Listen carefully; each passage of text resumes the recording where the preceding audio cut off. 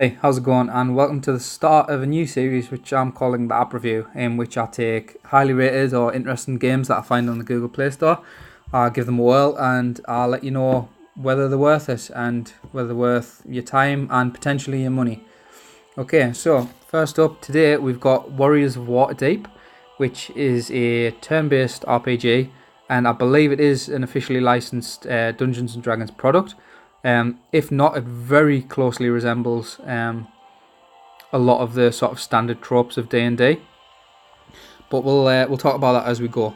So, in terms of gameplay, you've got a couple of different options. You've got Explore, which is what takes you through sort of the campaign of the game. You've got Battle, which is a PvP sort of deal where you put your team against another player of the game, and if you win, you get rewards. If you lose, you don't.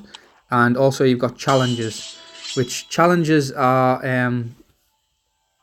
they're basically just replaying sections of the campaign that you've already beaten, but usually with enhanced rewards.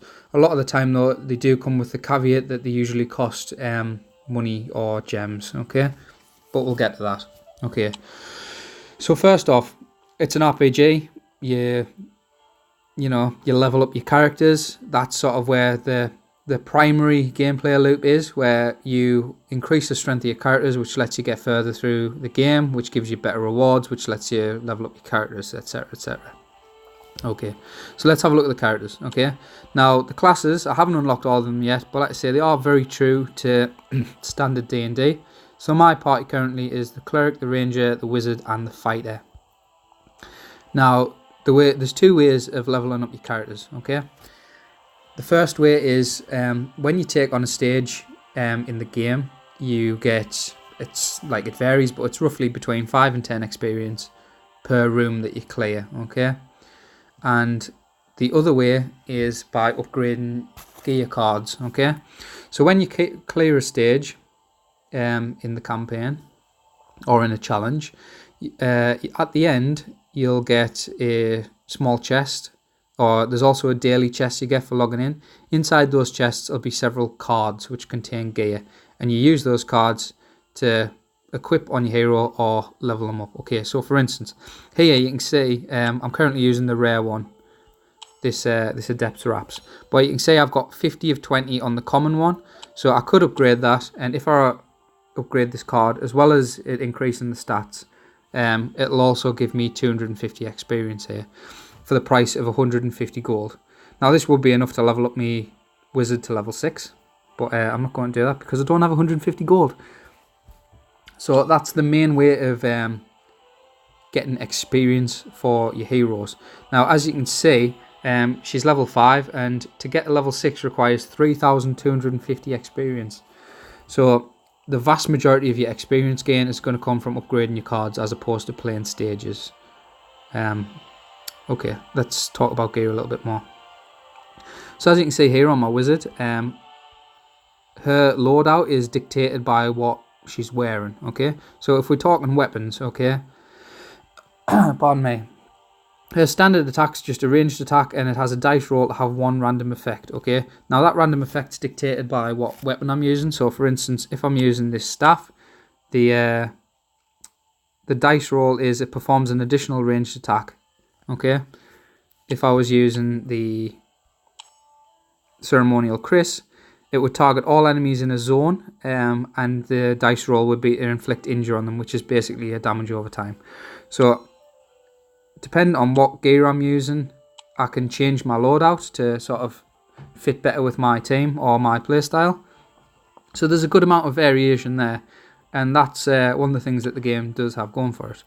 Okay, but, and here's the but, okay, we're using my ranger here. Okay, now generally speaking, unfortunately, regardless of how much you level it up, it's been my experience that a higher tier of card is always better than a lower tier, regardless of the effect that goes with it. Okay, so say if we're on the Ranger's Hood, the common one, that gives me the ability to perform an additional ranged attack at random. The rare one attacks one zone, so like 4 potential spaces, and it does like less damage, but it's like an AoE attack. Okay, so they're entirely different skills, but if you have a look underneath his stats at the top there, if I go over the common one, you can see that even though it's been upgraded several times, it's still stat-wise is a lot worse than the rare option. So while you do have a lot of options in terms of your loadout, more often than not, you're always going to go with the highest tier card because it provides you better stats. Okay, so let's have a quick spin through the game. So we'll talk about the arena first, because I'm not actually going to do that. So the arena works on an MMR system. So as you can see here, it's got my tag, and then underneath it's got 287. That's the number of trophies that I have. You earn like an arbitrary number. I think it's like between 10 and 20 maybe per victory. Okay, and the game puts you against other players who own the game, who have a similar number of, who are in a certain range of trophies. Like, basically the idea is you'll never get put against anyone who's much stronger than you or much weaker than you. The game puts you against other players where it thinks that it's fair, where it could go either way. Now, every time you win a battle in the arena, you can see at the top here, in the top right, it says 5 of 8, and it's got a chest. Every 8 victories, the game will give me a chest, which then underneath where it says fight, you can see I've got 4 empty slots. The chest will go in one of those, and I can choose to open it then, but it'll take several hours. Once I open it, I'll get a little bit of gold and a few, gear cards. Okay. Now that's that out the way.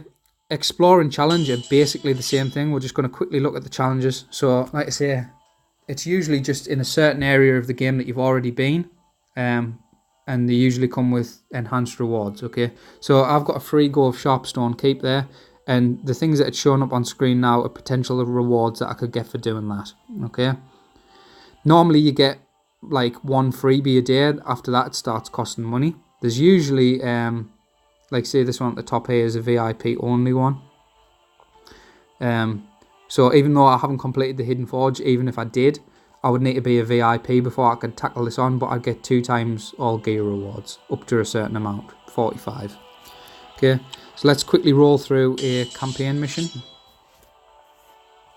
So as you can see here, I'm like 1 before the main boss of this sort of area. Okay, so let's just do this stage. Each stage consists of 3 rooms, and in each room there's going to be combat, and that's it. So it's basically turn-based combat. There is a reasonable amount of like tactical scope, which I'll talk about now. So you can see there's traps on the floor. If I stand on them, I can take damage. There is a turn order based on initiative, similar to how it works in D&D. How it's visually represented on the screen is this hexagon next to the character level. Okay, so as you can see, my level 5 fighter, it's his turn and the hexagon's full. So after I attack with him, the person whose hexagon's next most full, which is that orc at the top left, he'll go next. So if I attack this guy, then he goes. Okay, now it's set on a grid, so my mage can attack at range, which is what we'll do. And she missed, great. My ranger can attack at range, but my cleric and my fighter need to be 1 space away before they can attack. See, he took damage because he went on the spikes there. Okay, so here I could attack one of these guys, and I think I'll go for the one on the right because it's closer to being his turn, and if I can take him out before he goes, then that's great. That guy at the back hits like a train.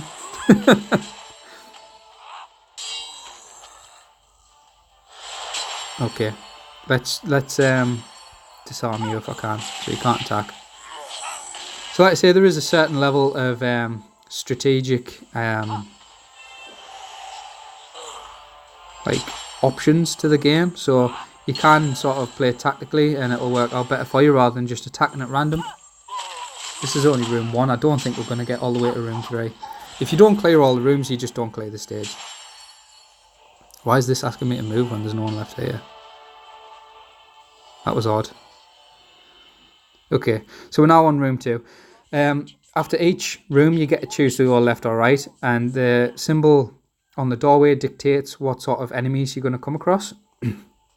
So the one on the right is I'll come across the jelly cube type things, and the scroll underneath means that it has casters. So we'll go that way.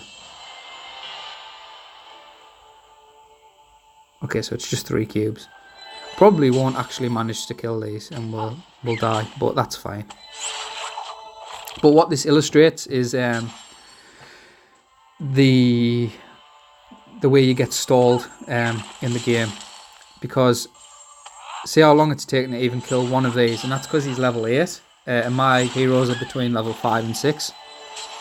So unfortunately you're kind of like gated by your gear a lot of the time, in the regard that like you need to upgrade your gear to be able to level up, and the difference between level 5 and level 6 is like huge, and the difference between 6 and 7 is huge. So I'm like way out of my depth here,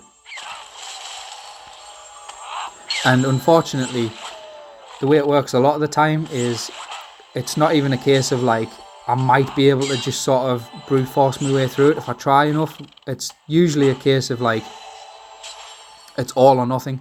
Either you manage, or you just get stomped over and over again until you increase your gear and the level of your heroes.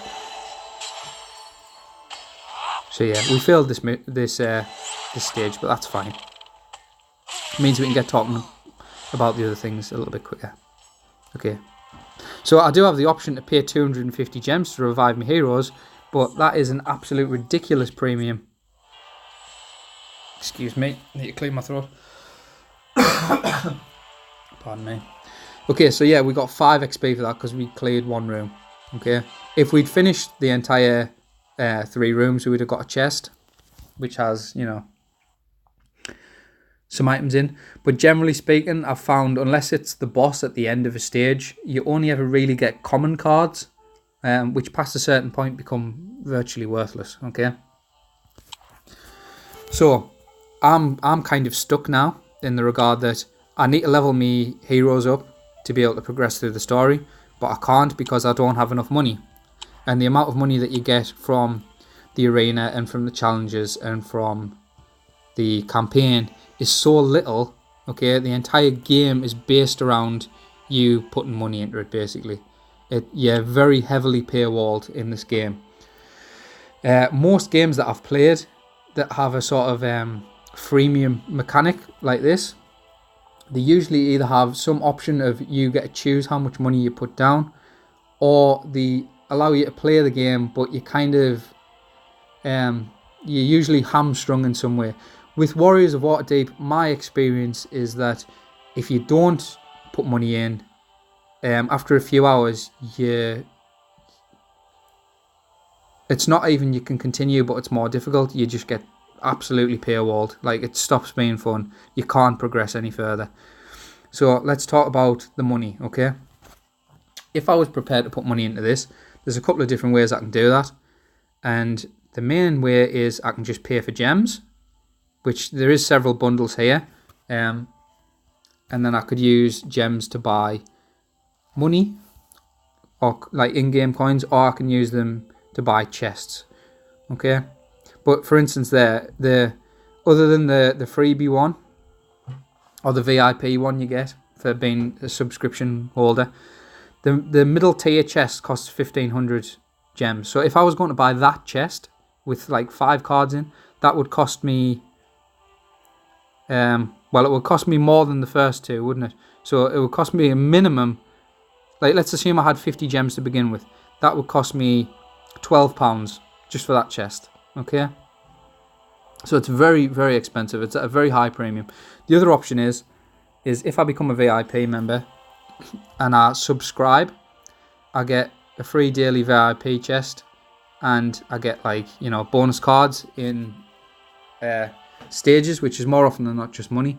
But that costs me £10 a month. Okay, so that's a full-on subscription, and it's not even like a lot of other games that I've played that have subscription-based models. It's usually along the lines of you'll pay for an item where you then get rewards for it for a certain amount of time. Okay, to my knowledge, Yeah, it does actually say here, subscriptions automatically renew. So on this you pay that, and it's a tenner a month until you cancel it, okay? So unfortunately, unless you're prepared to either put a lot of money in or own a subscription card, or both, after probably 3 to 5 hours, you're going to find that your ability to progress through the game is severely hindered to the point where it's no fun and you can't do it. So ultimately, your enjoyment of this game boils down to whether you're prepared to put money in. Okay, the mechanics itself are a lot of fun, and it's an interesting game. And I mean, I'm kind of a little bit biased as well, which is why it's a shame, because I really like D&D, but I am not prepared to put down £10 a month just to be able to play the game. Like I say, if it was £10 a month to have some sort of advantage, pay to win, that's a little bit different. But £10 a month to even just be able to play the game is way too steep for my blood. I think if it was maybe £2 or £3, they'd probably have a lot more success. I might even be willing to do it then, but £10 is just it's too much to pay. So yeah, that's Warriors of Waterdeep in a nutshell. If you're just looking to waste a couple of hours, give it a whirl. It is quite fun, but if you're looking for something long term, this isn't the game for you unless you're prepared to put quite a lot of money into it. Okay, I've been Hal. This has been the app review. This was episode 1, and I'll see you next time for something different.